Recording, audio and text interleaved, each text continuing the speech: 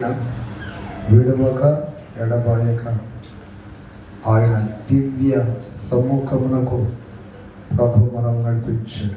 దాని స్తోత్రం. ఒక దినమును దాటటం ఈ రోజుల్లో ఎంతో కష్టమైపోయింది. కొంతమంది అంటారు కదా, ఒక పూటకి గడవటం చాలా కష్టమని. అలాగే ఒక దినము దాటటం చాలా కష్టమైపోయిన ఈ చెడు దుర్దినాలలో దేవుని ప్రేమ కృప మనల్ని కాపాడుతుంది. నమ్మిన వాళ్ళు కట్టేది చెప్పండి. ఆయన కునుకక నిద్రపోక మనం అంత మంచి వారికి కాకపోయినా, అంత మంచి లక్షణాలు మనలో లేకపోయినా ఆయన మహాప్రేమతోనే ఆయన మనల్ని కాపాడుతున్నాడు. దాని స్తోత్రం కలుగును గాక. ఇక వాక్య భాగంలోనికి వెళ్ళగలం. పరమ గీతములు సొలొమోను రాసిన పరమ గీతములు, song of Solomon, chapter 2 verses 3 and 4.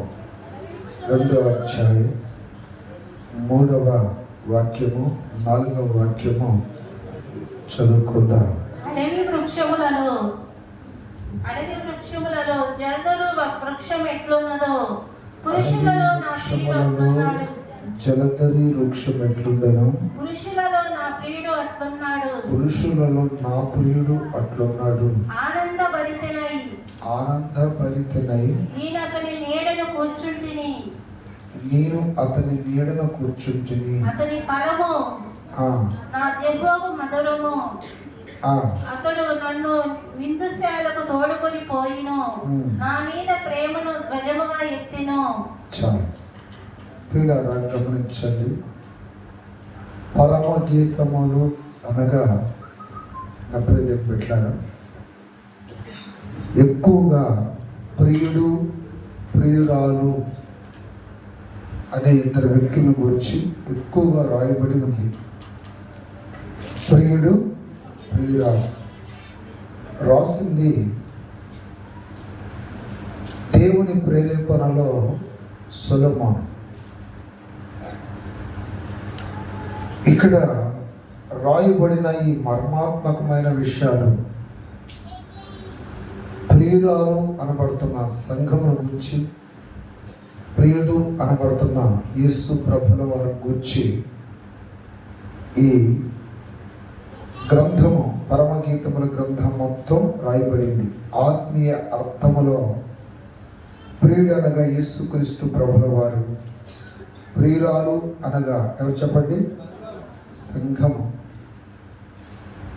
మనము ఆ మొదటి 3వ వాక్యం చదివితే, అడవి వృక్షములలో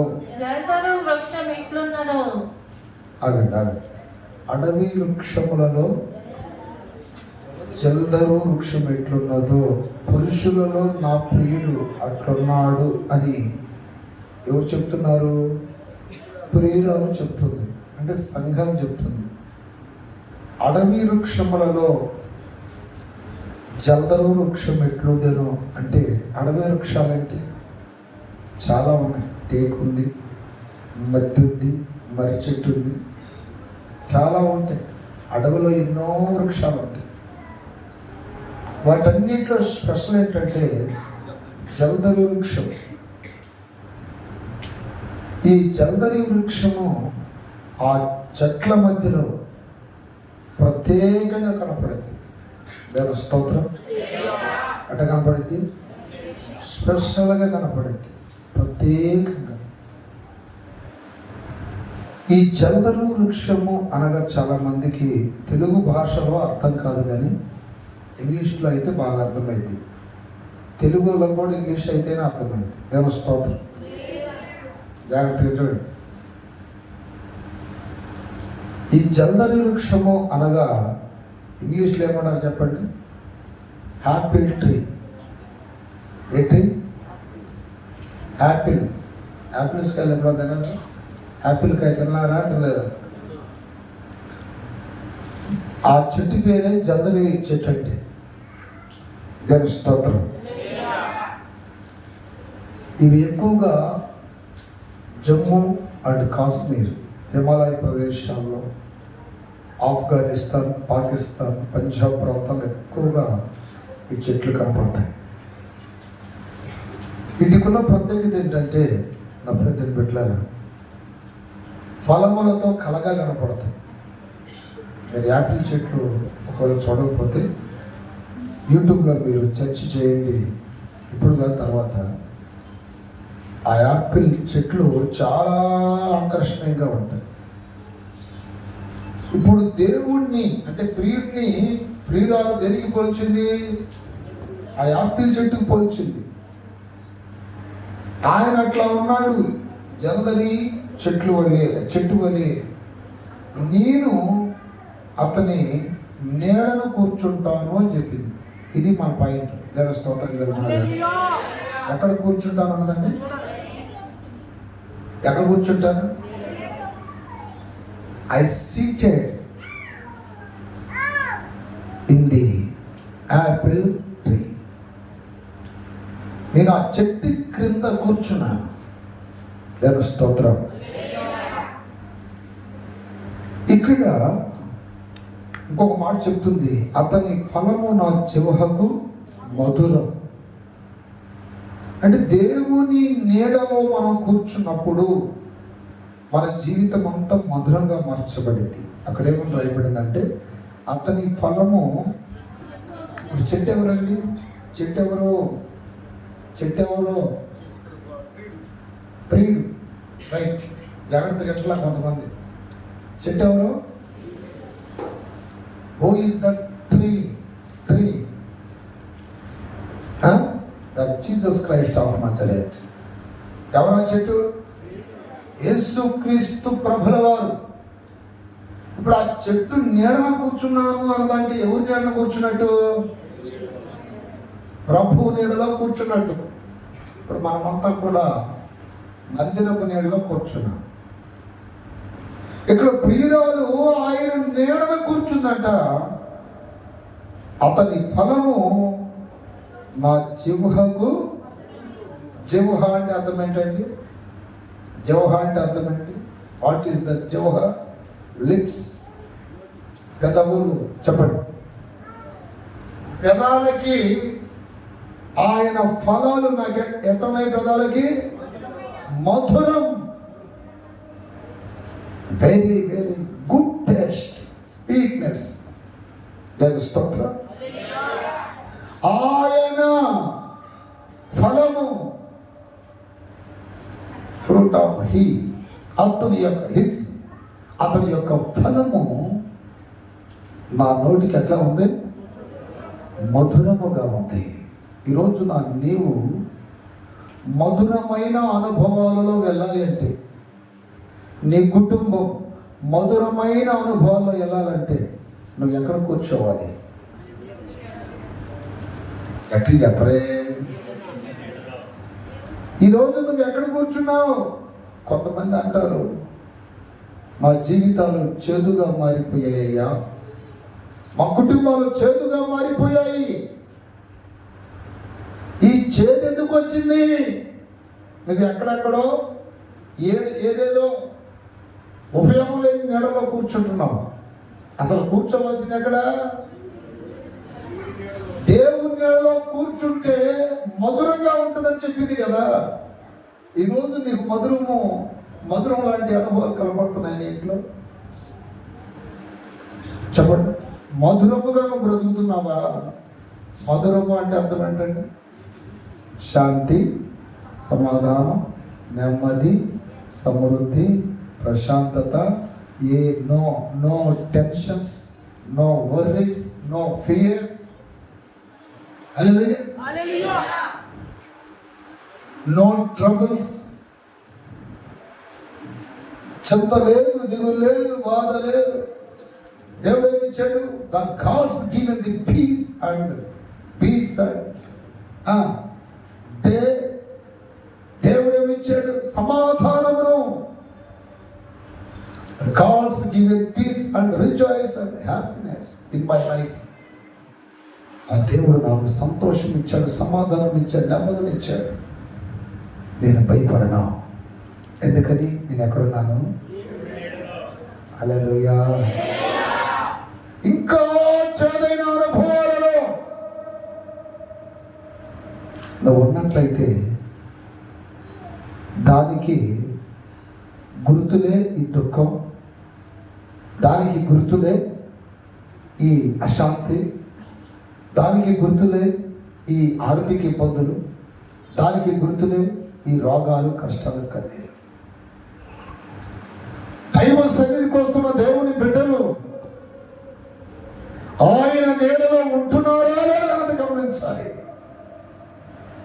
ఆ వాక్యం చదివితే, నేను నీ నీడలో కూర్చున్నాను, అతని ఫలము నా జిహ్వకు. మీకు ఇక్కడ ఒక ప్రశ్న వస్తుంది, అన్నయ్య దేవుని ప్రజలకి కష్టాలు, కన్నీళ్ళు, ఆర్థిక ఇబ్బందులు ఇవి రావంటే ఖచ్చితంగా వస్తాయి. దేవుని బిడ్డలుగా ఎవరికి వస్తాయి? శ్రమలు, కష్టాలు, కన్నీళ్ళు వస్తాయి. కానీ ముఖములో నుండి చెరగనిది ఒకటి ఉంటుంది. ఏంటో తెలుసా? చిరునవ్వు. కట్టలు చప్పట్లు గట్టిగా. ఎన్ని శ్రమలు వచ్చినా, కష్టాలు వచ్చినా, కన్నీళ్ళు వచ్చినా, ఆర్థిక ఇబ్బందులు వచ్చినా, ఎన్ని వ్యతిరేకతలు వచ్చినా దేవుని బిడ్డల ముఖములో చెరిగిపోనిది ఒకటి ఉండాలి. ఏంటది? స్మైల్. ఏంటండి? చిరునవ్వు. ఎందుకని? నేను ఆయన నీడలో కూర్చున్నాను. ఆమె అక్కడ కూర్చున్నాను అంటే మాకేంటండి ఏడుపు ఇదొక్క అంటారు. నువ్వు ఇంకా ఆయన నీడలో లేవు. మందిరానికి వస్తున్నావు కానీ ఆయన నీడలో లేవు. దేవుని పెట్టినని చెప్పుకుంటున్నావు, ఆయన నీడలో లేవు. క్రైస్తవం అని చెప్పుకుంటున్నారు, దేవుని నీడలో లేకపోతే చేదైన అనుభవాలు తప్ప మధురమైన అనుభవాలు ఉండవు. మీరు నన్ను అడగండి, అన్న మీరు ఎలా ఉన్నారు? Happy, so happy. హల్లెలూయా. మీరు ఎలా ఉన్నారని నేను అడుగుతున్నా. మీరు నాకు సమాధానం చెప్పాల్సిన అవసరం లేదు. మీ మనస్సాక్షి చెప్పండి సమాధానం. మధురంగా ఉన్నామా? ఏదో పాట ఉండాలి. మధురం మధురం నా ప్రియ యేసు,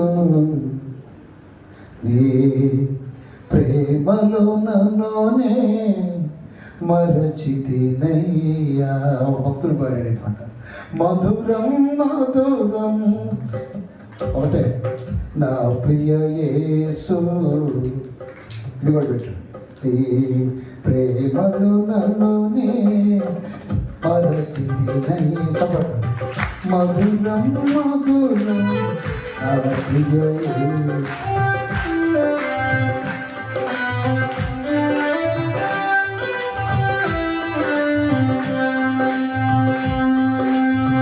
మధురం మధురం నా ప్రియ యేసు, ప్రేమలో నన్నునే మరచితినయ్యా. మధురం మధురం నా ప్రియ యేసు, ప్రేమలో నన్నునే మరచితినయ్యా. వాడిన పూలు వికసింపజేసి పరిమళించెడి యేసు ప్రేమ. వాడిన పూలు, వాడిన పువ్వులు పడండి. వాడిన పూలు వికసింపజేసి, వాడిపోయిన పూలు కూడా ఏం చేస్తాడు ఆయన? వికసింపజేసి పరిమళమిచ్చడి యేసుని ప్రేమ. చెదరిన మనస్సులో చెలిమితో చేరి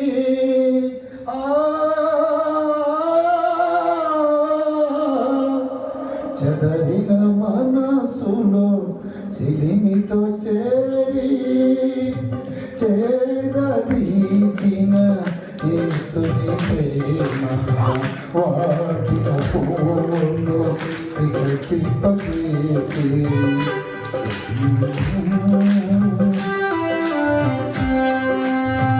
చెదరిన మనసులో చెలిమితో చేరదీసిన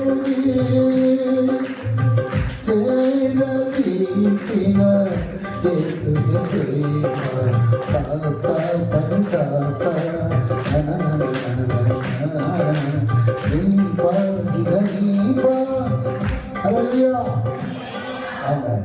అక్కడ చూడండి, మధురం మధురం మధురంగా ఉంది అసలు. యేసై నమ్ముకున్న వారికి కష్టాలు వచ్చిన కన్నీళ్ళు వచ్చిన ఈ హ్యాపీనెస్, ఈ మధురం ప్రపంచంలో ఎక్కడ వెతికినా ఎక్కడ చూసినా దొరకదు. వాళ్ళు కష్టాలు అనుభవిస్తూనే ఉంటారు, శ్రమంలో వెళ్తూనే ఉంటారు, బాధలు అనుభవిస్తూనే ఉంటారు, జరిగిన పరిస్థితులు కనపడుతూనే ఉంటాయి. కానీ ఈ మధురం మాత్రం ఎక్కడ? అది దేవునిలో దొరికే గొప్ప ఆనందం. దాని స్తోత్రం కలుగుతుంది. ఒక భక్తుడు రాశాడు ఈ పాట, దాని స్తోత్రం కలుగుతుందిగా. మధురం మధురం నీ ప్రేమ మధురం. చతుర్పైకి ఎత్తి గట్టిగా చెప్పాడు. రోజు నా ప్రయత్నం పెట్టారా, మనము ప్రభు నీడలో ఉండాలని దేవుడు కోరుకుంటున్నాడు. అయితే కొన్ని నీడలో ఉంటున్నారు, ఏంటని చెప్తాను మీకు. హల్లెలూయా. కొంతమంది దేవుని బిడ్డలు చదవండి, న్యాయాధిపతుల గ్రంథం 9:15 చదవండి. ఏ నీడల్లో ఉన్నారంటే మొండ్ల పొద నీడల్లో ఉన్నారు. ఏ పొద నీడల్లో? ఇప్పుడు మీరు మొండ్ల పొదల్లో పడి ఎంత ఎండబడేటప్పుడు మంచి చెట్టు నీడలు ఉన్నాం అనుకోండి, ఆ నీడ వేరుగా ఉంటుంది. మొండ్ల తుప్పలో కూర్చుంటే ఎన్ని చెట్లు ఉన్నా ఏదో ఒక రంధ్రంలో నుండి పడుతూ ఉంటుంది, ఎండ పడతానే ఉంటుంది. దేవుని స్తోత్రం. వాక్యం చెప్తుంది అక్కడ, మీరు నిజముగా నన్ను మీ మీద రాజుగా నియమించుకొనగోరిన ఎడల రండి నా నీడను ఆశ్రయించుడి. చూడండి ఏమంటుంది, చెప్పండి. నా నీడను ఆశ్రయించండి. చెప్పేది ఎవరు? మొండ్ల పొద. ఏం చెప్పాలి ఇప్పుడు? నేను ప్రభు నీడలో ఉన్నాను. చప్పట్లు కొట్టి గట్టిగా. మొండ్ల పొద అంటే అర్థం ఏంటి? దీని ఆత్మీయ అర్థం చెప్తాను. మొండ్ల పొద అనగా అర్థం ఏంటి తెలుసా మీకు? ముండ్లు అసలు ఎట్లా వచ్చాయి చెప్పండి. ముండ్లు ఎట్లా వచ్చాయంటే, అవ్వ ఆదాములను దేవుడు సృష్టించినప్పుడు ఏదేను తోట అనే ఒక ఏసీ కూల్ అండ్ రెస్ట్ లాంటి ఒక ప్లేస్లో దేవుడు వారిని ఉంచాడు. హ్యాపీగా ఉన్నారు, హ్యాపీగా బ్రతుకుతున్నారు. ఆ తర్వాత వద్దన్నప్పుడు తిన్నారు, మనకు తెలుసు. దేవుడు వారిని ఏదేని తోటలో ఎల్లగొట్టినప్పుడు భూమిని శపించాడట. వాక్యం చెప్తుంది, భూమిని శపించినప్పుడు ఆ శాపం వలన కలిగినవే ఈ మొండ్ల తప్పులు. దేవుడు దీవెనతో కలుగు చేసింది ఫలాలైతే శాపంతో కలుగు చేసింది అని చెప్పండి, మొండ్ల తప్పులు. ఒకవేళ మొండ్ల పొదల్లోకి వెళ్ళి మనం కూర్చున్నాం అనుకోండి, ఇటుగాలు వస్తే ఈ ముళ్ళు గుచ్చుకుంటాయి, అడుగాలు వస్తే ఆ ముళ్ళు గుచ్చుకుంటాయి, ఇటుగాలు వస్తే ఈ ముళ్ళు గుచ్చుకుంటాయి, ఆ పైనుండి గాలి వస్తే ఆ ముళ్ళు గుచ్చుకుంటాయి. ఇప్పుడు అలాంటి నీడను మనం వెళ్ళవద్దని వాక్యం చెప్తుంది. కానీ ఆ ముళ్ళ పొదలు ఏం చేస్తున్నాయి? నా నీడకు రండి అంటే ఏంటి దాని అర్థం? శాపం పిలుస్తుంది. నేను చాలా మంది ముండ్ల పొదలోనే శాపపు నీడలో ఉన్నారు. అందుకని వాళ్ళ జీవితంలో మధురాది అనుభవాలు ఎట్లా మారిపోయినాయండి? చేదుగా. ఇప్పుడు ఏదో ఒకటి గుచ్చుతున్నప్పుడు హ్యాపీగా ఉంటారా చెప్పండి? ఏదో ఒక బాధ కలుగుతూనే ఉండదు కదా. ఎక్కడ ఉన్నట్టు ఇల్లు? ఏ నీడలో ఉన్నారు? శాపమనే నీడలో ఉన్నారు. జల్దరి వృక్షం అంటే యేసయ్యకు సాదృశ్యం. మొండ్ల తుప్పలో శాపానికి కొంతమంది, అయ్యా మాకు ఆనందమే లేదయ్యా, మాకు ఎప్పుడు ఏడిపోయినయ్యా. నిన్న నేను ఈ వారంలో బాపట్ల ఒక మీటింగ్కి వెళ్ళాను. మీటింగ్ అయిపోయిన తర్వాత అప్రీతం బిడ్డలారా ఒక ఇంటికి నన్ను గృహ దర్శనానికి తీసుకెళ్ళారు. వాళ్ళ అబ్బాయికి తలపొర, చికెన్ పాక్స్ అంటారు ఇంగ్లీష్లో, ఒంటి అవుతా చూశారు. కొంతమంది తల్లి పోసింది, అమ్మవారు పోసింది, అవి పోసింది అంటారు. అది ఏదో పోసింది మొత్తానికి. విజిటింగ్ రమ్మని పిలిస్తే నేను వెళ్ళాను. లోనికి వెళ్ళగానే ఆమె అప్పటిగా 2-3 సార్లు రాన్నా అని పిలిచింది. అక్కడ మన బాపట్లలో మన చర్చి ఉంది కదా, అక్కడికి వచ్చే విశ్వాసం. సరే ప్రార్థన చేద్దాము, లోనికి వెళ్ళగానే బోర్ నేర్చిందండి. నేను పిల్లోడి కోసం ఏడుస్తుందేమో, ఏం కాదులేమ్మా, తగ్గిపోతులే, ప్రభు బాగు చేస్తాడు, నువ్వేమి కృంగిపోవద్దని కొన్ని ఆదరణ మాటలు చెప్తే, నాకు పిల్లోడి గురించి కాదన్న ఏడుపు, నా భర్త గురించి నాకు ఏడుపు. దేవుని స్తోత్రం. మా కుటుంబం గురించి నాకు ఏడుపు. ఆ ఒక మాట ఏమన్నదంటే, నాకు తల్లిదండ్రులు లేరు, నెట్టికి నీ కాలు పట్టుకుని ఏడవాలనిపిస్తుంది అన్నాను. అంటే గుండెలో ఎంత దుఃఖం ఉందో చూడండి మీరు. తెలుస్తుంది ఎంత వేదన పెట్టుకుందో చూడండి గుండె. కాలు పట్టు పెట్టి ఏడవాలనిపిస్తుంది అన్న ఒక ఆత్మీయత అంటే ఏమైందమ్మా, చాలా విషయాలు చెప్పింది. అని చెప్పకూడదు, ఎందుకంటే ఈ వాక్యం వాళ్ళు కూడా వింటారు. దేవ స్తోత్రం కలుగున గాక. ఎందుకు ఈ విషయాలు చెప్తారు? వాళ్ళు బాప్తిసం పొంది అనేక సంవత్సరాలు అయిందండి, కానీ దేవుని నీడలో లేరు వాళ్ళు. దేవుని నీడలో కానుంటే వారికి ఏ అనుభవాలు కలిగాయి? గట్టి కాలు పట్టుకుని ఆడవాలనిపిస్తుందన్న. అర్ధరాత్రి వచ్చి పోలీసులు మా ఆయన్ని తీసుకుని వెళ్ళిపోతున్నారు. మా ఆయనేమో మా బావగారికి చెప్తున్నాడు, నన్ను మర్చిపోయి మీరు, నాకు ఈ సమయంలో ఏదైనా జరగవచ్చు, నా భార్య పిల్లలు నువ్వే చూసుకోవాలన్నా అని చెప్పాడంట. వాడు రౌడీ అంటే కాదు, దేవుని బిడ్డలుగా చెప్పుకుంటున్నారు, కానీ దేవుని నీడలో ఉన్నట్లా ఏ నీళ్ళలోకి వెళ్ళిపోతున్నారు? శాపమనే ముళ్ళ నీళ్ళలో ఉంటున్నారు. దేవుని బిడ్డలు ఆనందించాలి, ఎప్పుడు ఆనందంగా ఉండాలి. వాక్యంలో ఏమి రాయబడిందంటే, పౌలు అంటాడు, ఆనందించండి. ఫిలిప్పీలకు రాసిన పత్రిక 4:4 అంటున్నాడు, ఆనందించండి. Rejoice, I say rejoice. ఆనందించండి, మరలా చెప్పుదును. గట్టి కాలు పట్టుకొని నడిచింది. ఏమా ఏమన్నారుగా, ప్రార్థన చేస్తాను. ఏమైంది చాలా విషయాలు చెప్పిందండి. బాబు ఇన్ని బాధలు పెట్టుకొని, ఎంత దుఃఖం గుండెలో పెట్టుకొని బయటికి నవ్వుతా కనపడుతున్నావు అని ఇందాక చెప్పుకోవడానికి ఎవరు లేరన్నాను. స్తోత్రం. దేవుడు మధురమైన అనుభవాలు మనకి ఇవ్వాలంటే దేవుని నీడలో ఉండాలి. నువ్వు ఇష్టానుసారంగా బ్రతకూడదు.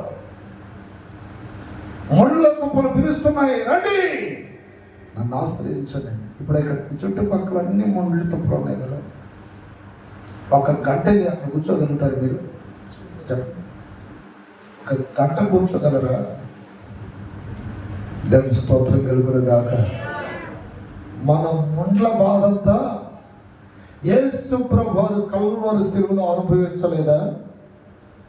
ఆయనకి ముండ్ల కిరీటం ఎందుకు పెట్టారంటే, ముండ్ల వల్ల కలిగే బాధ మనం అనుభవించకుండా, మన బాధ వేదన కల్వరి శిలువలో మన ప్రభు అనుభవించాడు. మనకి మధురాది మధురమైన అనుభవాలు పంచడానికి దేవుని స్తోత్రం చెప్పండి గట్టి. మరలా ఎందుకు వెళ్తారు మొదల్లోకి? చెప్పండి, మరలా ఎందుకు వెళ్తారు వేదంలోకి? మరలా ఎందుకు వెళ్తారు శాపంలోనికి? దేవుని స్తోత్రం కలుగునుగాక. చాలా కుటుంబాలు శాపం వెంటాడుతుంది. చాలా కుటుంబాలలో ఆనందంగా ఉండవలసిన కుటుంబాలలో ఏంటి వేదన? ఏమండి, దేవుడు ఒక్కొక్కరికి ఒక్కొక్క రకమైన ప్రేమ చూపిస్తాడా? ఆయన ఎవరు? పక్షపాతం లేనివాడు కదా. ఆయనకి మనిషి రంగును బట్టి, హంగు హంగామాలను బట్టి డిఫరెన్స్ ఉండదండి. ఆయన ఎవరు? పక్షపాతం లేనివాడు. దేవుని స్తోత్రం. పక్షపాతం ఉండదు. నన్ను ఎట్ట ప్రేమిస్తాడు, నేను కూడా అట్నే ప్రేమిస్తాడు. కానీ ఆ ప్రేమకు దూరం అయిపోతున్నాము. అది ఆయన అంటున్నాడు, రండి నా నీడకు రండి అంటే. నేను ఒక పాట రాశాను, మీకు గుర్తుందో లేదు. దూరమునున్న మంచి నీడను చేరలేని కప్ప, సమీపమేనని సర్పము నీడను కోరుకోనునా. అయ్యో ఈ శ్రమలెంత కాలమని నీవు చడచి. హల్లెలూయా. అయ్యో ఈ శ్రమలెంత కాలమని నీవు జడచి, పాపలోకపు పతనపు నీడలు కోరుకొద్దువా నీవు. పాపలోకపు పతనపు నీడలు కోరుకొద్దువా, రక్షణ కోరికోదువా. సాగిపో ఓ విశ్వాసీ, ఆగిపోకునేయో విశ్రాంతి చడసి. సాగిపో ఓ విశ్వాసీ, ఆగిపోకునేయో విశ్రాంతి చడసి. సలాన్ని బట్టి కొన్ని శ్రమలొస్తాయి, వాటిని చూసి భయపడితే తిరిగిస్తాయి. అవసరాన్ని బట్టి కొన్ని శ్రమలొస్తాయి, వాటిని చూసి భయపడితే తిరిగిస్తాయి. హల్లెలూయా. వాటిని చూసి శ్రమలలో మధురమైన అనుభవాలు అనిపించాలి, కష్టాల్లో మధురమైన అనుభవాలు అనిపించాలి. ఒక పక్క ఆరోగ్యం చెడిపోతున్నా, ఆ మధురము అలా నుండి ఎందుకు పోద్దండి? వాక్యం చెప్తుంది, శ్రమ అయినను, బాధ అయినను, కరువైనను, ఖడ్గమైనను క్రీస్తు ప్రేమ నుండి నన్ను ఏది ఎడబాపలేదు కదా. క్రీస్తు ప్రేమ మధురం. స్తోత్రం. ఆ చెట్టు కింద కూర్చుంటాను, ఆ ఫలాలన్నీ నా మీద పడతాయి. ఆమేన్. ఆ చెట్టు కింద కూర్చుంటే ఆ ఫలాలన్నీ దేవుడు నాకు ఇస్తాడు. ఈరోజు నేను మిమ్మల్ని అడుగుతున్నా, నిజంగా మీరు ఆనందంగా ఉన్నారా, సంతోషంగా ఉన్నారని పరీక్షించుకోండి. దేవుని స్తోత్రం. శాపమే ఈ యొక్క నీడంటే, పొదలనగా శాపం. శాపం. అందుకే యెషయా గ్రంథంలో ఒక మాట ఉంది, ఆనంద గృహములలో. తీట వాక్యం. ఏ గృహములలో? ఆనంద గృహములలో ముండ్ల తుప్పలు ఉన్నాయి అంటండి. దేవుని స్తోత్రం కలుగునుగా. 32:13. ఆనందపురములలోని ఆనంద గృహములన్నిటిలో ముండ్ల తుప్పలను. అదిగో చూడండి, ఆనంద గృహాలంటే దేవుని బిడ్డల గృహాల్లోనే. ఆనందపురాలంటే దేవుని బిడ్డల ఏరియాలే. ఇప్పుడు ఆనందపురాలలో, ఆనంద గృహాల్లో ఏం వలుస్తున్నాయి చూడండి. ముండ్ల తుప్పలు, బలు రక్కసి చెట్లు. దేవుని స్తోత్రం కలుగునగా. కావాలని తెచ్చుకుంటున్నారు శాపాన్ని. దేవుని మాట వినకపోతే శాపమేగా వచ్చేది, దేవునికి లోబడకపోతే వచ్చేది శాపమేగా. కొన్ని తెచ్చుకుంటున్నారు, కుటుంబాన్ని చీకటి చేసుకుంటున్నారు, జీవితాలని, మధురమైన జీవితాలను చేదుగా మార్చుకుంటున్నారు. దేవుని స్తోత్రం కలుగునగా. దైవ సన్నిధికి వస్తున్నారు, కానీ మీలో చాలామంది, ఎంతోమంది ఏడుస్తూ ఉన్నారు. ఇప్పటికీ మీకు మధురం లేదు, మీ ముఖాలు చెప్తున్నాయి. ఎప్పుడైనా దేవుడు మాట్లాడుతున్నాడు, నా నీడకు రండి. ఎక్కడికి రావాలి? నా నీడలో మీరు కూర్చోవాలి. దేవ స్తోత్రం కలుగునగాక. ఆయన నీడలో కూర్చోవాలి. ఆయన నీడలో కూర్చున్నప్పుడు శాపం తొలగిపోతుంది. ఆయన నీడలో కూర్చున్నప్పుడు అప్పుడు పెట్టారు, శాపం తొలగిపోతాడు. దుఃఖానికి బదులు ఆనందం ఇస్తాడు, చీకటికి బదులు వెలిగిస్తాడు, రోగాలకు బదులు ఆరోగ్యం ఇస్తాడు, వేదనలకు బదులు సంతోషం ఇస్తాడు. కానీ అక్కడ రావాలి. అందుకే నేను కీర్తనకారుడు ఒక మాట చెప్పాడు, చదువు. దేవుని స్తోత్రం కలుగునగాక. 91వ కీర్తన చదివితే ఆయన నీడలో ఉంటే జరిగే ఆశీర్వాదాలు చాలా ఉన్నాయి, చాలా ఉన్నాయి. ఆ ఆశీర్వాదాలు తెలుసుకున్నాం కొన్ని. నేను స్తోత్రం కలుగునగాక. మహోన్నతుని చాటున నివసించువాడే. చూసారా ఎవరి చాటున ఉండాలి మనం? మహోన్నతుని చాటున నివసించువాడే. ఇప్పుడు మనం ఎవరి చాటు ఉండాలండి? అక్కడ నీ బిల్డప్ ఎందుకంటే ప్రతిదాని నీ బిల్డ అవసరం, నీ బిల్డప్ అవసరం. ఆయన చాటున ఉండాలి కదా. మనం ముందు నువ్వే కనపడవచ్చా? లోకానికి నువ్వు కనపడుతున్నావు అంటే నువ్వు బిల్డప్ ఇస్తున్నావు. నువ్వు కనపడకూడదు. అన్నిటికీ ముందు అర్థం ఆయన పెట్టాలి. ఆయన ముందున్నాడు, ఆయన వెనకాల. ప్రభు చిత్తమైతే, ఆయన చెబితే, ఆయన ఆజ్ఞాపిస్తే, ఆయన ఎట్ట కదా మాట్లాడాల్సింది. నేనే చేస్తా, నేనే వస్తా. అది అహంకారమైన జీవితం కదా, అది అవిధేయమైన జీవితం కదా, నీకు నచ్చినట్టు నడుస్తున్నట్టు కదా, నీకు నచ్చినట్టు బ్రతుకుతున్నట్టు కదా. అలాంటప్పుడు ఆనందం ఉండదా? చెప్పండి. మహోన్నతుని చాటును నివసించువాడే, సర్వశక్తుని నీడను విశ్రమించువాడు. హల్లెలూయా. ఆయన నీడలో ఉంటే కలిగే ఆ మధురాలు చెప్తారు మీకు ఒకటి. ఆయనే నాకు ఆశ్రయము, నా కోట, నేను నమ్ముకున్న నా దేవుడని యెహోవాను గురించి సెలవించుచున్నాను. ఆయన నీడలో ఉంటే మొట్టమొదట కలిగే ఆశీర్వాదం ఏంటంటే, వేటకాని గురిలో నుండి ఆయన నీడలో ఉంటే ముందు శత్రువు నుండి నువ్వు కాపాడబడతావు. శత్రువు నుండి కాపాడబడతావు. నీ శత్రువు ఎవరండి? చాలా మంది అంటారు మాకు అందరు శత్రువులేనండి అని. మనుషులు ఎందుకు అవుతారండి మీకు శత్రువు? తెలుస్తుంది విన్నారా వాక్యాన్ని? చూడండి, మనుషులు మాకు శత్రువులా? కొంతమంది అంటారు చూడండి, ఆమె నాతో పలకదు, ఆయన నాతో పలకడం, వాళ్ళు మేము పలుకోదు. నిజంగా నువ్వు దేవుని బిడ్డగానా? పలకరేంటి? మరి సందర్భాల్లో బుద్ధి రావడానికి గద్దించాలి, ఖండించాలి. కానీ ద్వేషము, కక్ష పెంచుకోవడం దేవుని బిడ్డలు. వాక్యం చెప్తుందంటే మన శత్రువు సాతానుడు. అందుకే వాక్యం చెప్తుంది, నీ విరోధి అపవాది ఎవరంట? మీరందరూ ఒకసారి వందనాలు చెప్పుకోండి. ఎక్కడ కూడా ఉంటుంది రాజకీయం, సంఘాల్లో కూడా ఉంటారు. అబ్బో ఇక్కడ చాలా భక్తులు అనుకుంటాం మనం. ఇక్కడ రాజకీయాలు మళ్ళీ ఎడా మందిరాల్లో కూడా. హల్లెలూయా. ఎక్కడెక్కడ కూడా ఉంటాయి రాజకీయాలు. ఒకరు నా ముఠా ఉంటారు, ఒకరు యెహోషువ ముఠా ఉంటారు, ఒకరు స్వచ్ఛన ముఠా ఉంటారు. ఇది కూడా మళ్ళీ రాజకీయమే. చంద్ర పైకి దిగట్టుగా చెప్పాలి. కొరింథీ సంఘంలో ఇది జరిగే. కొంతమంది మేము అపోల్లో వాళ్ళమని, కొంతమంది కేఫా వాళ్ళమని, కొంతమంది క్రీస్తు వాళ్ళమని గ్రూపులు ఏర్పడితే పౌలు గద్దిస్తున్నట్టు.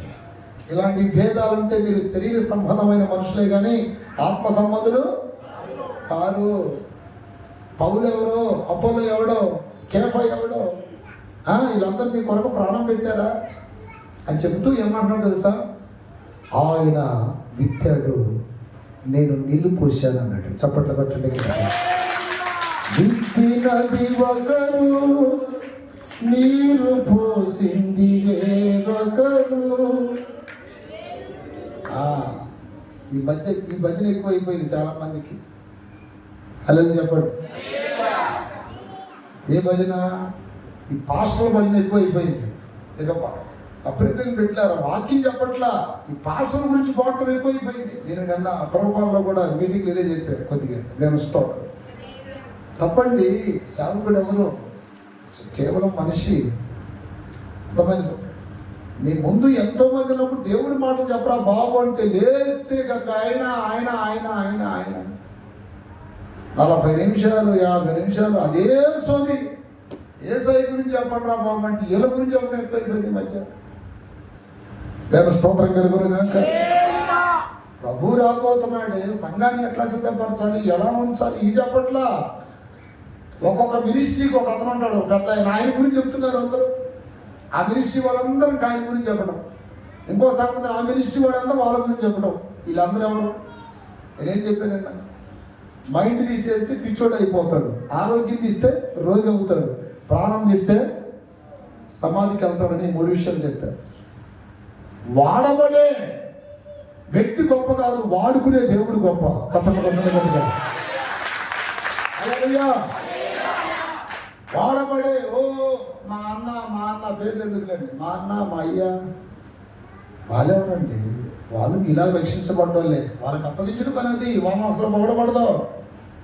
మీలో లేనిది వాళ్ళలో ఉన్నది ఏమీ లేదు. ఎవరికి ఇచ్చిన కృపను బట్టి వాళ్ళు వాడబడుతున్నారు అంతే. కన్నుంది, కన్ను చిన్నదే. కాలు పని కన్ను చేయగలిగితే, కన్ను పని కాలు చేయగలిగితే, అట్లాగే మినిస్ట్రీలు కూడా అంతే, పరిచర్యలు కూడా అంతే. అది గొప్ప ఇది గొప్ప ఏముండదు. ఎవరికి అప్పగించిన పని వాళ్ళు చేసి, రేపు అయ్యా అది నువ్వు అప్పగించిన పని నేను చేసి ముగించాను ప్రభా అని చెప్తే సరిపోతుంది. నేను స్తోత్రం.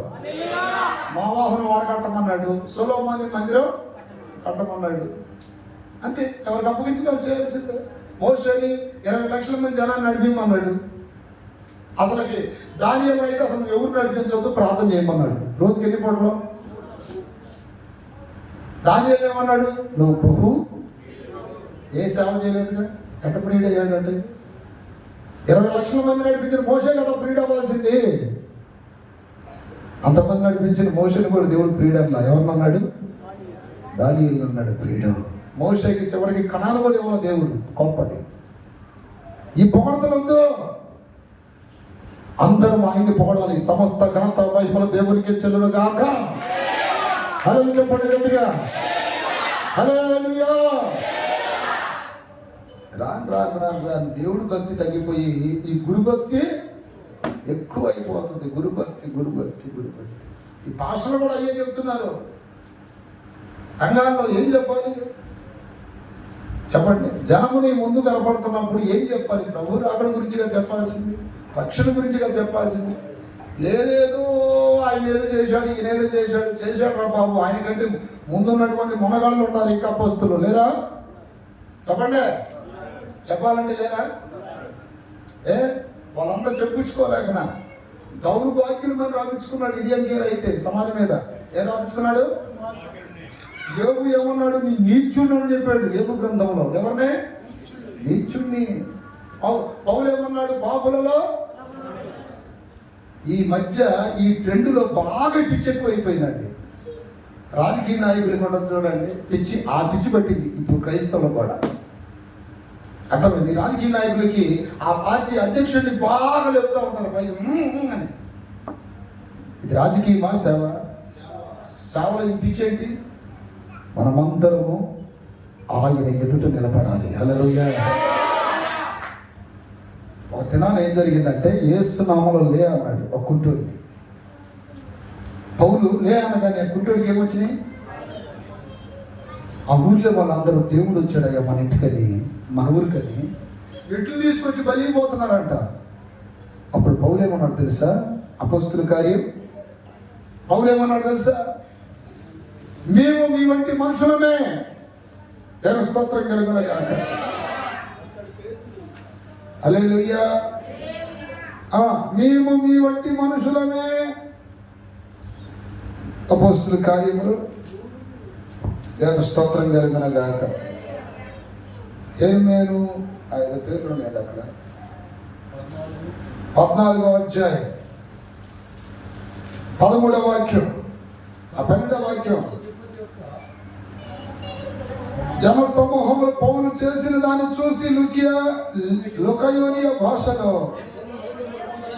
మనుషుల రూపం దాల్చి మన యొద్దకు దిగి వచ్చి ఉన్నారు. కేకలు వేసి బర్నబాకు ధూపతి అనియు, పౌలు ముఖ్య ప్రసంగి అయినందున అతనికి హెర్మి అనియు పేరు పెట్టిరి. ఆ పట్టణములకు ఎదురుగా ఉన్న ధూపతి యొక్క పూజారి ఎడ్లను పూతండను ద్వారముల యొద్దకు తీసుకుని వచ్చి బలి అర్పింపవల్లని ఉండెను.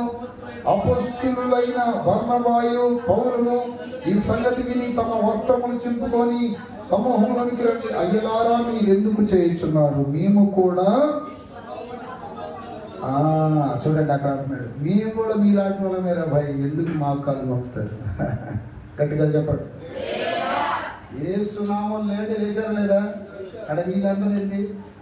ఇలా జీవితంలో వాళ్ళే లేవాలా? ఇప్పుడు ఈరోజు పొగుడుతున్న వాళ్ళలో పెద్ద మనగాళ్ళేం కాదు వీళ్ళు. నిజంగా చెప్తున్నా, ఘనత మాత్రం దేవుడికే రావాల్సిందే. సీరియస్గా చెప్తున్నా నేను. వాడు ఎంతటి పాస్ట్ అయినా అసలు నాకు లెక్కలేదు ఈ విషయంలో మాత్రం. దాని స్తోత్రం. వాళ్ళ భజనలు ఎక్కువైపోతున్నాయి మీటింగ్లలో. వాళ్ళ భజనలు ఉండేది గంటన్నరలో దాదాపు గంట సేపు వాళ్ళ భజన చేయొచ్చా? ఏదో కొద్ది కష్టపడ్డారంటే పోయారు, ఏదంటే అది బాగుంటుంది. ఓ గంట సేపు అది తీసి అది ఇది ఇది ఇది ఇది మాటతో ఏం చేశారు అక్కడ? కుంటోను కూడా లేపి పక్కన కూర్చోబెట్టినటువంటి లప్రీతిని పెట్టారా? పౌలు శీలలు అంటున్నారు, మేము కూడా మీలాంటి మనుషులమే. అంటే పేతురు ఏమన్నా చూడండి ఒకసారి, ఆ వాక్యం కూడా చదవండి. అంటే మీకు తెలియాలి, రాని పిచ్చెక్కువైపోతుంది. అందుకని మీకు చెప్తున్న ఈ విషయం. 3వ అధ్యాయం చదవండి. పేతురు కూడా ఒక కుంటోని బాగు చేశాడు కదా. అప్పుడు పేతురు ఏమన్నా చూడండి 12వ వాక్యంలో, పేతురు దీన్ని చూసి ఇశ్రాయేలీయులారా, మీరు వివేని విషయమై ఎందుకు ఆశ్చర్యపడుచున్నారు? మా సొంత శక్తి చేతనైనను భక్తి చేతనైనను నడవని వీనికి బలమిచ్చినట్టుగా మీరెందుకు మా తట్టు తేరి చూచుచున్నారు? అబ్రహాము, ఇస్సాకు, యాకోబు అనేవారి దేవుడు అనగా మన పితరుల దేవుడు తన సేవకుడైన యేసును మహిమపరచుచున్నాడు. మొన్న నల్లవాడు హోసన్న మందిరం దగ్గర నుండి ఇద్దరు నా దగ్గరికి వచ్చారు, భార్య భర్త. వాళ్ళ అక్కయ్య హోసన్న మందిరంలో కాళ్ళు చేతులు పడిపోయాయి. నా ఫోటోలు పంపించారు. మొన్నటి కాళ్ళు నా దగ్గరికి తీసుకొస్తానన్నారు. నేను వద్దని చెప్పాను. ఎందుకో చెప్పమంటారా? ఎందుకు వద్దన్నా తెలుసా? ఆమెను కానీ నా దగ్గరికి తీసుకొస్తే వాళ్ళకి కిచ్చపరిచినట్టయితే నేను ఇక్కడే ఉంది ప్రార్థన. నిన్న బుధవారం కూడా అన్నయ్య మా అక్క ఒప్పుకోవట్లేదు, ముందు తీసుకెళ్ళండి, అక్కడికి ముందు అక్కడికి తీసుకెళ్ళండి అంటుంది. నేను చెప్పాను, వద్దు, నేను ఇక్కడే ఉండి ప్రార్థన చేస్తాను. ఏదో ఒక రోజు ఎవరికి కనపడకుండా నేను సీక్రెట్గా వచ్చి అక్కడికే వచ్చి ప్రార్థన చేసి వెళ్తాను, దయచేసి తీసుకురావద్దని చెప్పాను. ఎందుకనంటే ఎవరు గొప్ప కాదు, దేవుడు గొప్ప. దేవుడు కార్యం చేయాలంటే ఎక్కడున్నా చేస్తాడు ఆయన. కానీ అవరొక్క కొన్ని లోపాలు ఉంటే అందుకనే సరిదిద్దుకోమా. నాకన్నా ఫోటోలు నా ఫోన్లో కూడా దేవుని స్తోత్రం కలుగునగా. ఎందుకు చెప్తున్నా అంటే ఎవరిని తక్కువ చేయడానికి లేదు, ఎవరిని ఎక్కువ చేయడానికి వీళ్ళు. కాళ్ళు చేతులు పడిపోయి ఇప్పటికి దగ్గర వాళ్ళు చెప్పారు దగ్గర 7-8 సంవత్సరాలు అన్నా. ఇప్పుడు ఏమన్నా చెప్పండి, ఎంతో మంది ఉంటారు కదా, వాళ్ళు ప్రార్థన చేసి దగ్గర అంటే ఇదని ఎట్ట ప్రశ్నిస్తాం మనం? ఆమెలో తప్పులు ఉన్నాయేమో, హల్లెలూయా, లోపాలు ఉన్నాయేమో చెప్పలేము. ఒక వ్యక్తిని బాగు చేయాలన్నా లేకపోతే మంచాన పడేయాలన్నా ఎవరి చేతిలో ఉంది? అట్టని వాళ్ళకి ఎంచబోద్దామా? చెప్పాను, వద్దు. అక్కడ నుండి కారుని మళ్ళీ ఎడలు తీసుకొస్తే అంతమంది తలకై నరికేసిన అక్కడ పోతాను. ఇప్పుడు నేనే వస్తాడన్నా. 2 నెలల నుండి మీరు ఇదే మాట చెప్తున్నారన్నా అన్న దాని స్తోత్రం కలుగును కాక. అదే మందిరంలో కాలు పడిపోయిన ఆమె తీసుకొస్తే బాగుపడిందావా? ఆమె చెప్పిందంట. దాని స్తోత్రం. ఎట్లా పలానా పేరిచ్చర్లో ఉన్నాడు అన్న, ప్రార్థన చేస్తే ఖచ్చితంగా తగ్గింది. కాళ్ళు చేతులు పడిపోయిన ఎన్నో మందిలో తిరిగా నేను ఇక్కడ తగ్గలేదు. ఆయన నా కొరకు 2 రోజులు ఉపవాసం ఉండి ప్రార్థన చేశాడు. ఎక్కడ లేని శక్తి నా కాళ్ళను తాకింది, నన్ను లేకుండా. దాని స్తోత్రం. ఎందుకు చెప్తున్నానంటే ఇప్పుడు నన్ను ఊరేగించి సాక్ష్యం పెట్టి వీడియోలు యూట్యూబ్లో పెట్టండి, ఫేస్బుక్లో పెట్టమని కాదు. అట్లాంటివి పెట్టాలంటే 100 ఉంటాయి మనకి. కానీ ఎన్ని చేసింది ఎవడు? దేవుడు. జన్యానా కాదు, అదే అంటుంది అక్కడ పౌలు. పేతురు అంటాం చూడు, మా సొంత శక్తి చేతనైనను భక్తి చేతనైనను నడవని వీనికి బలమిచ్చినట్టుగా మీరు ఎందుకు మా తట్టు తేరి చూచుచున్నారు? హల్లెలూయా. అబ్రహాము, ఇస్సాకు, యాకోబు అను వారి దేవుడు అనగా మన పెద్దల దేవుడు తన సేవకుడని యేసుని మహిమపరచుచున్నాడు. మీరు ఆయన అప్పగించితిరి. అంటే ఇప్పుడు ఘనత మహిమలు ఎవరికి ఆరోపించారు? మేమే లేదాం, తీయండి ఫోటో, ఆ వీడియో తీయండి అన్నారా? ఆ రోజుల సేవకి ఈ రోజుల సేవకు చూడండి. అసలు పొగిడితేనే ఒప్పుకోట్లా. అక్కడేమన్నాడు, మా సొంత శక్తితో భక్తి చేత జరిగినట్టుగా మా వైపు ఎందుకు తేల్చి చూస్తున్నారు మీరు? చూడొచ్చా?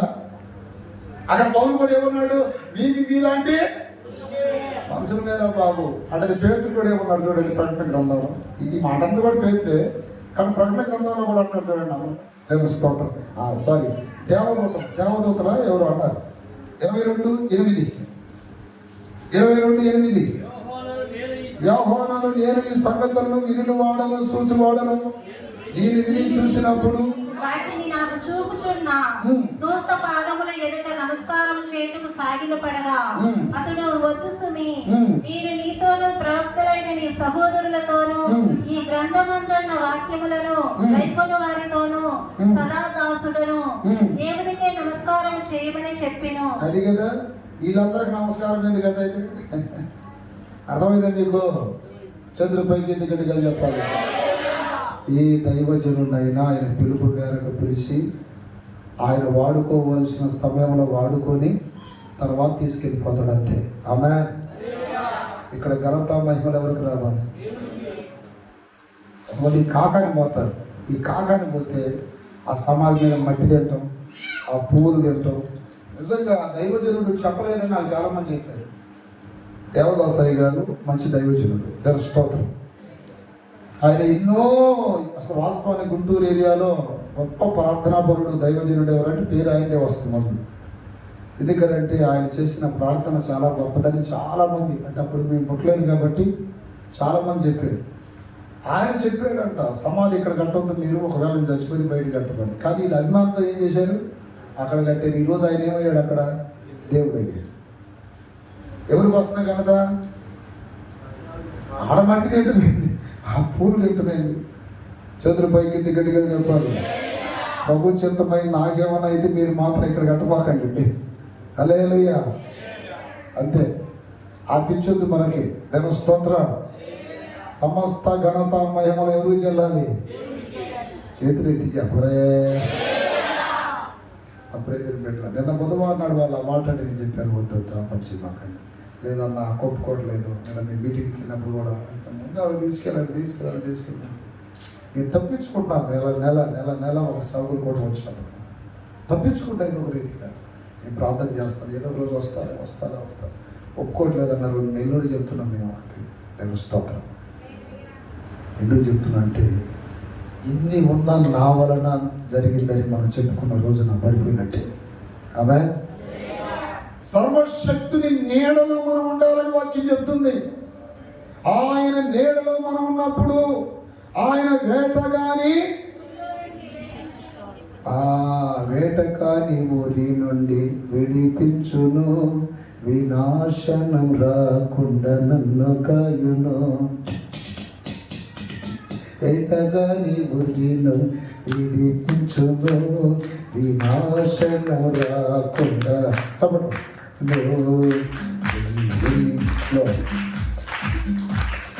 దేవుని చేతితో హత్తుకును, ఆయనే నాకు జీవమాయను.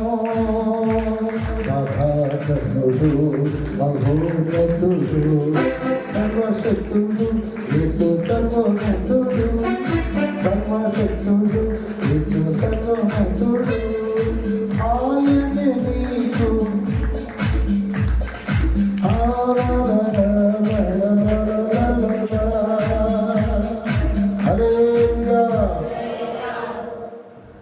ఆయన చాటున మనం ఉన్నప్పుడు అప్పుడు పెట్టారు. వేటగాని ఊరి నుండి, ఏ ఊరి నుండి చెప్పండి, ఏ ఊరి నుండి? రెండవది, నాశనకరమైన తెగులు రాకుండా నిన్ను రక్షించు. 4, ఆయన తన రెక్కలతో నిన్ను కప్పును. ఆయన రెక్కల క్రింద నీకు ఆశ్రయము కలుగును. ఆయన సత్యము కేడమును దారినది. రాత్రి వేళ కలుగు భయముకైనను, చీకటిలో సంచరించు తెగులునకైనను, మధ్యాహ్నమందు పాలు చేయు రోగమునకైనను నీవు భయపడకుందువు. ఈ ప్రక్కన 1000 మంది పడినను, కుడి ప్రక్కన 10,000 మంది కూలినను అపాయము నీ యొద్దకు రాదు. నీవు కన్నులారా చూచుచుండగా భక్తిహీనులకు ప్రతిఫలము కలుగును. యెహోవా నీవే నా ఆశ్రయము అని నీవు మహోన్నతుడైన నీ దేవుని నీకు నివాస ఏ తెగులు నీ గుడారమును సమీపించదు. ఈ మార్గములన్నిటిలో నిన్ను కాపాడును. ఆయన నిన్ను గూర్చి తన దూతలను నీ మార్గములలో నిన్ను కాపాడుటకు ఆయన నిన్ను గూర్చి తన దూతలకు ఆజ్ఞాపించును. నీ పాదములకు రాయి తగలకుండా వారు నిన్ను తమ చేతుల మీద ఎత్తి పట్టుకొందురు. నీ సింహములను నాగు పాములను తొక్కెదవు. పొదమ సింహములను భుజంగములను అణగద్రొక్కుదువు. హల్లెలూయా. అయ్యో, ఆయన చాట్లో ఉంటే అంటే ఆయన నీడలో ఉంటే ఇవన్నీ కలుగుతాయి. దేవుని స్తోత్రం కలుగును కాక. ఇప్పుడు ఏ నీడలో ఉండాలి మనం చెప్పండి? యెహోవా నీడలో కదా ఉండాల్సింది. ఇంకా కొన్ని నీడలు ఉన్నాయండి బైబుల్. దేవుని స్తోత్రం కలుగును గాక. ఒక దినాన దేవుడు యోనా దగ్గరికి వచ్చాడు. జాగ్రత్తగా యోనా దగ్గరికి వచ్చామన్నాడు, నినివే పట్టణము ఇక కొద్ది దినాలకి నాశనం కాబోతుంది, వెళ్ళి ఈ ప్రకటన చేయమని చెప్పాడు. చేయమన్నప్పుడు యోనా అక్కడికి వెళ్లకుండా తర్షీసుకు వెళ్తున్నాడు. వాడలో ప్రయాణమై వెళ్తూ ఉన్నప్పుడు వాడికి పెద్ద అపాయం కలిగింది. మొత్తానికి సీట్లు వేసుకుంటే ఆ సీట్ ఎవరో తగిలింది. యోనా గారు ఎక్కడున్నాడండి? వాడలో గాఢ నిద్రపోతున్నాడంట. నాకు ఒక విచిత్రం ఏంటంటే స్పజ్జను ఈ రికార్డ్ చేసి పెట్టాడు. ఏమని పోయి నిద్రపోతా లేచి దొంగోడిని దొంగ అన్నట్టు. ఇప్పుడు ఆ మాట స్పజ్జన అంటే నాకు నవ్వు వస్తుంది. పోయి అది మోగుతున్నది. అది ఎవరో చెప్పినట్టు నాకు అర్థం కాదు. మనం చెప్పినట్ట లేదా ఆయన కోసం పెట్టుకున్నాడు అర్థం కాదు. పోయి వరకలేదు అంటున్నా. ఇప్పుడు యోనా గారు ఎక్కడ పోయాడండి చెప్పాలి? నిద్రపోతారు అందరూ అడుక్కేగా పోయేది, పైన ఉంటారా? నిద్రపోతారు అందరూ ఎక్కడికి పోతారు చెప్పండి అమ్మ. నోరు ఎత్తట్లా, ఆంట్లా ఓ అంట్లా అంటే వీళ్ళందరూ ఆల్మోస్ట్ ఆబ్యాచేనా ఏంటి?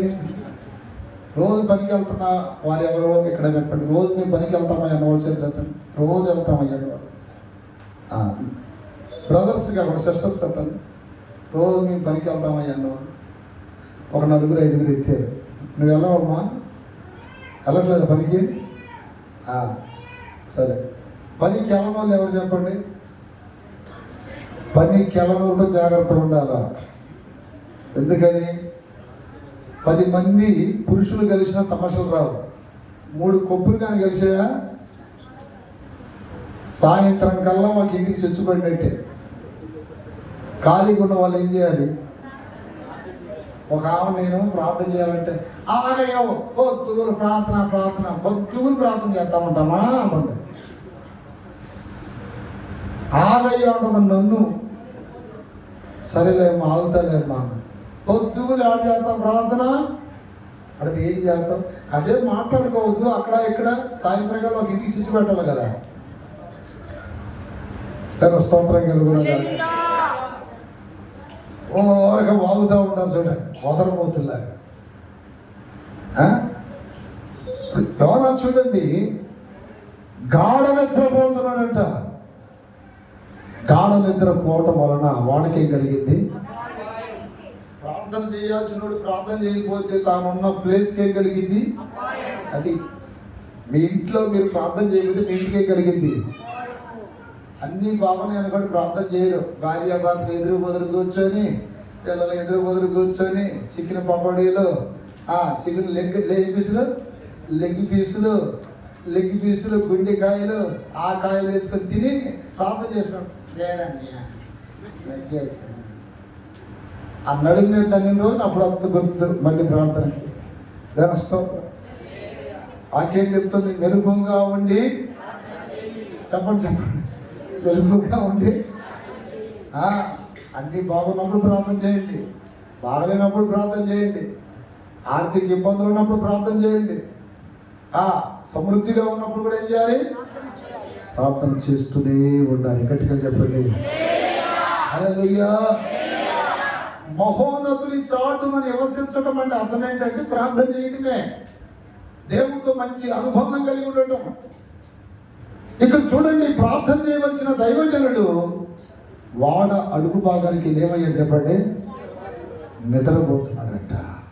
నిద్రపోవటం వల్ల వాడకి అపాయం వచ్చింది. చీట్లు వేసుకుంటే యోనాకు తగిలింది. అయ్యగారు, ఎవరండి మీరు? భూమికి ఆకాశమునకు సృష్టికర్తైన దేవునికి నేను దాసుడను, ఆయన సన్నిధిలో నుండి పారిపోతున్నాను అన్నాడు. ఆ వాక్యం అసలు చూడ ఎంత బాధకరం. సన్నిధిలో నుండి ఏం చెప్తున్నాడు? ఈరోజు ప్రార్థన చేయబోతున్నాడు, ఎక్కడి నుండి పారిపోతున్నట్టు కదా. సన్నిధికి రమ్మంటే పారిపోతా ఉంటారు కొంతమంది. రాను. కొన్ని ఈ తోడ పిల్లలు, ఈ బరిగొడ్లు ఎదురు తిరుగుతుంటాయి. నేను రాను, స్కూల్కి తీసుకెళ్ళటం నేను పోను. కొంతమంది మందిరానికి తేవాలని ఎదురు తిరుగుతుంటారు. హల్లెలూయా. యెహోవా సన్నిధిలో నుండి ఏమవుతున్నాడు? ఎన్నో వాక్యం అది? యోనా గ్రంథం 10వ వాక్యం 1:10. అతడు వారితో ఇట్లనెను, నేను హెబ్రీయుడను, సముద్రమునకును భూమికి సృష్టికర్త అయిన ఆకాశమందుడు దేవుడు ఉన్న యెహోవాయందు నేను భయభక్తులు గలవాడనై ఉన్నాను. తాను యెహోవా సన్నిధిలో నుండి పారిపోవచ్చున్నట్టు. ఎక్కడ పారిపోతున్నాడు చెప్పండి? మీలో ఇదిగో చూడండి, ఒక్కొక్కరు లేచిపోతా ఉన్నాడు చిన్నగా. నేను స్తోత్రం కలుగునగాక. ఇప్పుడేముంది? ఆగండి, ముందుంది ముసలి పండగ. ఎప్పుడు? అర్థం కాదు మీకు? అర్థమైంది? ఇప్పుడేముంది? 4 రోజులు ఆగండి. హల్లెలూయా. మొత్తం బంధించేశారు. అన్నయ్య వాట భయపెడితే అసలు రారు అన్నయ్య అంటున్నారా? భక్తి ఉంటే వస్తారులేండి. భక్తి ఉంటే ఆగుతారా? జైల్లో ప్రార్థన చేయలేదా? సింహాలయంలో ప్రార్థన చేయలేదా? అగ్నిగుండంలో ప్రార్థన చేయలేదా? ఏం సింహాన కళ్ళజోడు పెట్టావు, యాడిది? దాని స్తోత్రం. ప్రార్థన చేశారా లేదా? భయపడ్డారా? హల్లెలూయా. పారిపోతున్నాడు సన్నిధిలో నుండి. పారిపోవటం వలన ఏం జరిగింది? వాడకి అపాయం వచ్చింది. మొత్తానికి తన తప్పు ఒప్పుకోవటం వలన అందరూ ఎత్తి లేపి ఏం చేశారు? ఒక చాప అతన్ని మింగేసింది. తీసుకెళ్ళి అక్కడ అంటే చాప కడుపులో ఉండి ప్రార్థన చేశాడు. అక్కడికి వెళ్ళి కక్కింది. ఎక్కడ? నినివే పట్టణంలో. అంటే కొన్నిసార్లు మనం దైవచిత్తం చేయకుండా మన ఇష్టానుసారంగా పోతే, మంచిగా చెబితేనేమో, మంచిగా చెప్పినప్పుడు ఇనుకుంటేనేమో ఏం చేయడు, ఇనుకోకపోతే మొత్తం లాగించి ఒక తన్నదంతాడు. దాని స్తోత్రం. లాగించి ఒక తన్నదంతాడు. నడు విరిగింది మనకి. అప్పుడైనా రావాల్సిందే. వదిలిపెడతాడా? అది ఏర్పాట్లో ఉన్న వదిలిపెట్టాడు దేవుడు. దాని స్తోత్రం. అట్లా ఎన్నోసార్లు పారిపోయా దేవుడి దగ్గర నుండి. వద్దున ఆయన మనకి సేవలని తన్నాడు మళ్ళీ. దాని స్తోత్రం. హల్లెలూయా.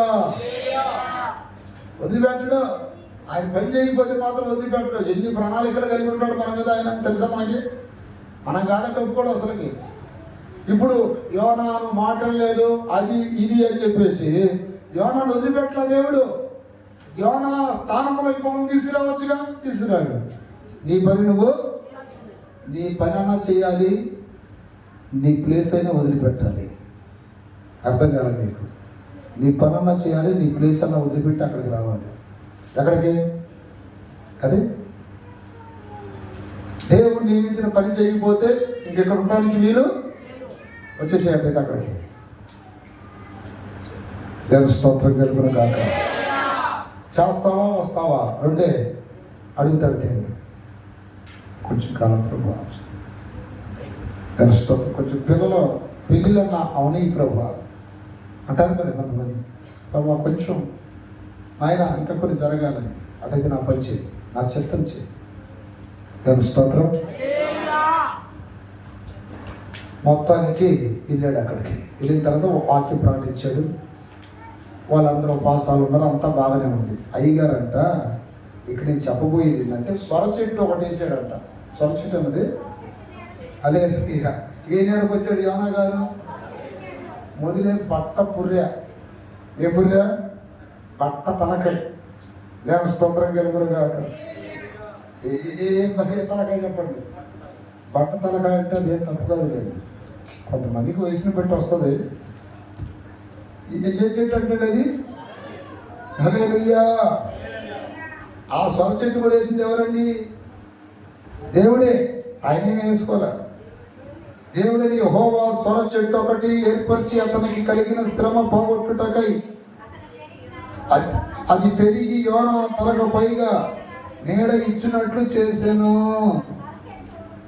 ఆ సొర చెట్టును చూసి యోనా బహు సంతోషించాడు. ఇక్కడ గమనించండి, ఇక్కడ ఒక ఆత్మీయ అర్థం ఉంది.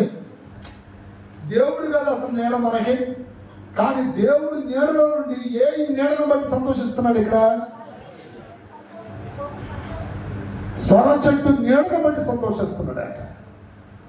ప్రకటించాడు, ఇంకొద్ది దినాలకి మీ పట్టణం డిస్ట్రాయ్, నాశనం కాబోతుందని దేవుడు చెప్పాడు. కాబట్టి అనగానే అసలు ఏం చెప్పుకుంటాడండి ఈ వాక్యం? నిజంగా యోనా లాంటి సేవకులు ఉన్నారా ఈ రోజున? యోనాని మనం తప్పుపడతాం కానండి, యోనా మామూలు సేవకుడా?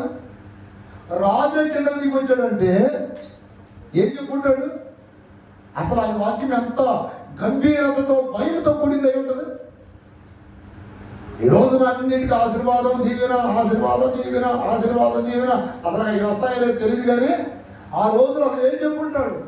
రాజులు, మంత్రులు, స్త్రీలు, పురుషులు, గనులు, అల్పులు అందరూ ఏం చేశారు? ఉపవాసాలు ఉన్నారన్నాడు. గోనె పట్టు కట్టుకుని ఏం చెప్పుకుంటాడు? ఎలాంటి ప్రసంగించాడు ఆయన? అలాంటి గొప్ప దైవజనుడి కదా, దేవుని స్తోత్రం. ఊరు చివరకు పోయి పాపం అసలు ఈ పట్టణానికి ఏమైంది అని, ఇప్పుడు ఇది నర్సరావుపేట కదా, అది ఇట్లాంటి ఏరియాలో కూర్చున్నాడు ఎక్కడో చెట్టు దగ్గర, లేదా అక్కడ ఏమన్నా ఒకవేళ కొండబండ ఉందేమో వాడు కూర్చొని చూస్తున్నాడు. దేవుడు నాశనం చేస్తామన్నాడు కదా, ఏం చేస్తాడో చూద్దామని. 1,20,000 మంది ఉన్నారంట ఆ పట్టణంలో. 3 దినాల ప్రయాణం అంతా, అంటే హైదరాబాద్ సిటీ అంతా. అప్పట్లో జనం తక్కువ కదా, హైదరాబాద్ సిటీ అంత పట్టణం అంటే అది. ఒక మనిషి శక్తివంతంగా నడిస్తే ఒక్క రోజుకి 25 కిలోమీటర్లు నడుస్తాడు, బాగా నడవగలిగిన వాడు. ఒక మాదిరిగా నడిచేవాడు 20 కిలోమీటర్లు నడుస్తాడు. మరీ స్లోగా నడిచేవాడు 15 నడుస్తాడు. ఆ రోజుల్లో వాహనాలు లేవు, సుఖాలు అనేది ఉండవు. 3 దినాల ప్రయాణం అంత దూరం వెళ్ళాడంట. వాక్యం ప్రకటించాడు. ఇంకొంతకాలానికి పట్టణం ఏం కాబోతుంది? అంత గొప్ప దైవజనుడు వాక్యం చెప్తున్న మాట ఏంటంటే, ఆ వాక్య ప్రకటన చేసిన తర్వాత నా ప్రియమైన బిడ్డలారా, అతనికి కలిగిన శ్రమ పోగొట్టుటకై, ఇక్కడ వాక్య ప్రకటన చేశాడు, శ్రమపడి. ఇప్పుడు అతని శ్రమ పోగొట్టడానికి దేవుడు ఏం మొలిపించాడు? ఒక చెట్టును మొలిపించాడు. ఈ రోజున ప్రభులో మనం శ్రమ పడుతున్నప్పుడు మన శ్రమ కూడా పోగొట్టడానికి దేవుడు ఏదో ఒక చెట్టుని మొలిపిస్తాడు. గట్టిగా చెప్పండి, ఏదో ఒక కార్యము జరిగిస్తాడు. నువ్వు చేసినది మర్చిపోవటకు ఆయన అన్యాయస్తుడైన దేవుడు కాదు. కొన్నిసార్లు నేను ఎందుకు చేయాలి పని, నేను ఎందుకు చేయాలి పని చేయాలి, నేను ఎందుకు చేయాలనిపిస్తుంది. దేవుడు చెప్పింది నువ్వు చేస్తే ఏదో ఒక విధంగా దేవుడు నీ శ్రమను తొలగించి, నీ అవసరతలు తీర్చి, నీ జీవితంలో గొప్ప కార్యం జరిగిస్తాడు. హల్లెలూయా, చెప్పు గట్టిగా. అక్కడ వాక్యం చెప్తున్న మాట, ఆ స్వరం నీడను కూర్చొని సంతోషించుచున్నాడంట. అసలు వాస్తవానికి ఇతను ఏ నీడలో ఉండాలండి? నీ రెక్కల నీడలో నీ చేతి ఏదో పాట ఉండాలి, అదే స్తోత్రం. ఆయన రెక్కల నీడలో ఉండాలి. మనం ఈ తాత్కాలికమైన నీడల కింద కాదు మనం కూర్చోవలసింది. ఈలోపు ఏం జరిగిందంటే, దేవుడు ఒక పురుగును పంపించాడంట. ఏం చేశాడండి? 7వ వాక్యంలో, ఉదయమంలో దేవుడు ఒక పురుగును ఏర్పరచగా అది తొలిచినందున చెట్టు వాడిపోయాను. హల్లెలూయా, చాలండి. ఎండగాయగా మళ్ళీ తూర్పు గాలి రప్పించెను. యోనా తలకు ఎండ దెబ్బ తగలగా అతడు సొమ్మసిల్లి బ్రతుకుట కంటే సచ్చుట నాకు మేలనుకొనెను. దేవుని స్తోత్రం కలుగునుగాక. అంటే తాత్కాలికమైన నీడ క్రింద ఉంటే ఇదే గతి పట్టింది ఎవరికైనా. తాత్కాలికమైన నీడలను మనం ఆశ్రయించకూడదు. మనకి నిత్యాశ్రయము, నిత్య నీడ ఎవరండి? వైమగల దేవుడే. ఈ సొర చెట్టు నీడను ఉంటే ఒక పురుగును పంపించాడు. దేవుడే దాన్ని లేకుండా చేశాడు. ఈరోజు నా ప్రీతిని పెట్టారు, కొన్నిటికి మనం ఎడిక్ట్ అయిపోతాం, కొన్నిటికి బానిసం అయిపోతాం, కొన్నిటిలో సంతోషిస్తుంటాం, అదే కావాలని కోరుకుంటాం. కానీ దేవుడు అవి లేకుండా మనకు చేస్తాడు. అవి లేకుండా మనకు చేసినప్పుడు మనకు అనిపిస్తుంది దేవుడు నిజంగా ఎంత అన్యాయస్తుడు. ఉన్నదాన్ని కూడా పీకేశాడే, ఉన్నదాన్ని కూడా తీసేశాడే, జరిగే మెరుని ఆపేశాడు. ఏంటిది నిజంగా దేవుడికి ఇది న్యాయమైన అనిపిస్తుంది. దేవుడు ఎందుకు అట్లా చేస్తా తెలుసా మీకు? తాత్కాలికమైనవి నా బిడ్డలకు ఉండకూడదు, శాశ్వతమైనవి నా బిడ్డలకు ఉండాలి. హల్లెలూయా! శాశ్వతమైనవి కావాలి, తాత్కాలికమైనవి కాదు. అలాంటప్పుడు బాధపడతాం, ఎందుకు తీసేసాడు, ఎందుకు తొలగించాడు. దేవుడి మీద అడుగుతాం. ఇక్కడ అదే అడుగుతున్నాడు, నేను బ్రతుకుడు కంటే సావడం వేరంటున్నాడు. అప్పుడే బిడ్డలారా, మనమంతా కూడా ఆయన నీడలోకి రావాలని ఆయన కోరుకుంటున్నాడు, ఆయన నీడలో ఉండాలని కోరుకుంటున్నాడు, ఆ మధురాతి మధురమైన అనుభవాలు చూడాలని కోరుకుంటున్నాడు. అలాంటి కృప దేవుడు మీకు దయచేయను గాక, అలాంటి కృప దేవుడు మనకు దయచేయను గాక. మన ముళ్ళ పొదల నీడలో ఉండకూడదు, సొర చెట్టు నీడ కింద ఉండకూడదు. ఐగుప్తు నీడ ఉంది కోటి. ఏంటంటే చెప్పండి, ఐగుప్తు నీడ ఉందండి. అది ఇంకా డేంజర్. ఒక్క మాట అది కూడా చదవండి. దేవుని స్తోత్రం కలుగును గాక. యెషయా గ్రంథం 35:2 వాక్యం, వారు నా నోటి మాట విచారణ చేయక ఫరో బలము చేత తమను తాము బలపరుచుకొనుటకు ఐగుప్తు నీడను శరణజొచ్చుటకు ఐగుప్తునకు ప్రయాణము చేయగలరు.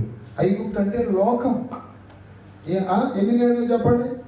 శాపం అనే నీడ, తాత్కాలికమైన నీడ, లోకం అనే నీడ. ఐగుప్తు అంటే లోకం, పాపం అనే నీడలు. ఇప్పుడు ఆ నీడను ఆశ్రయిస్తే ఏమైందండి? ఆ నీడను ఆశ్రయిస్తే ఏమైంది? అదే 33 వాక్యం కూడా చదవండి.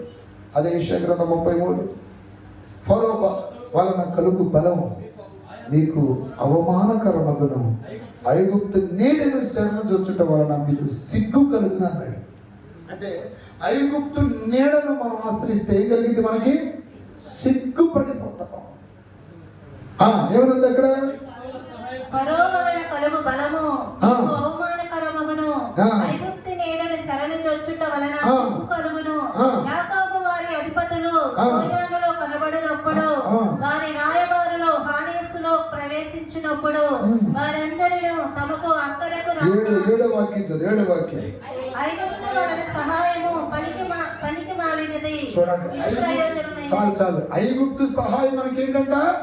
పనికి మాలినది, నిష్ప్రయోజనమైనది. ఈ రోజున కొంతమంది అంటారు, మాకేమండి మా వాళ్ళు ఉన్నారండి, మాకేంటండి మా అసలు ఆ దరిద్రాన్ని వదులు.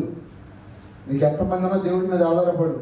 మా కులస్తులు ఉన్నారండి, మా మతస్థులు ఉన్నారండి, మాకేంటండి, ఎట్టు వదులుకోవాలండి, ఎట్టు వదిలిపెట్టాలండి వాళ్ళని అంటే దేవుడిని అయితే వదిలిపెడతావు, వాళ్ళని మాత్రం వదిలిపెట్టావు. వదిలిపెట్టకపోతే ఇక్కడ యోనా తలగాలినట్టు నీకు గాలింది ఏదో ఒక రోజున.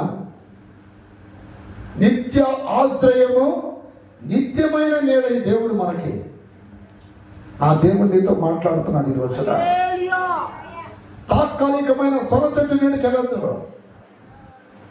నిన్ను గుచ్చి బాధ పెట్టే శాపపు నీడలకు వెళ్ళొద్దు. మొల్ల పొదల్లోకి నిన్ను కవ్వించి నవ్వించి నిన్ను మురిపించి మైమరిపించి అటు ఇటు కాకుండా సిగ్గుపరిచే ఐగుప్తు నీడకి వెళ్ళొద్దు. ఏ నీడకి వెళ్ళాలి తెలుసా? ఆయన నీడకి వెళ్ళాలి. ఆయన నీడలో ఉంటే ఏ అపాయం కలగదు. ఆయన నీడలో ఉంటే ఆయన నీకు నిత్యాశ్రయం అవుతాడు. ఆయన నీడలో ఉంటే పగలు ఎండ దెబ్బకైనా, రాత్రి వెన్నెల దెబ్బకైనా భయపడవు. నీ మీదకి 10,000 మంది దండెత్తినను ఏ అపాయం నీ అందరికి రాదు. ఈ రోజున ఏ నీడలో ఉంటున్నావు? నీవు ఏ నీడను ఆశ్రయిస్తున్నావు? ప్రియ దేవుని సంఘం, ఆంధ్రప్రదేశ్ నిలబడండి. నీవు మధురాతి మధురమైన అనుభవాలు అనుభవించాలి అంటే, నా ప్రభువా నీ నీడలో నన్ను స్థిరపరచు, నీ నీడలో నన్ను స్థిరపరచు.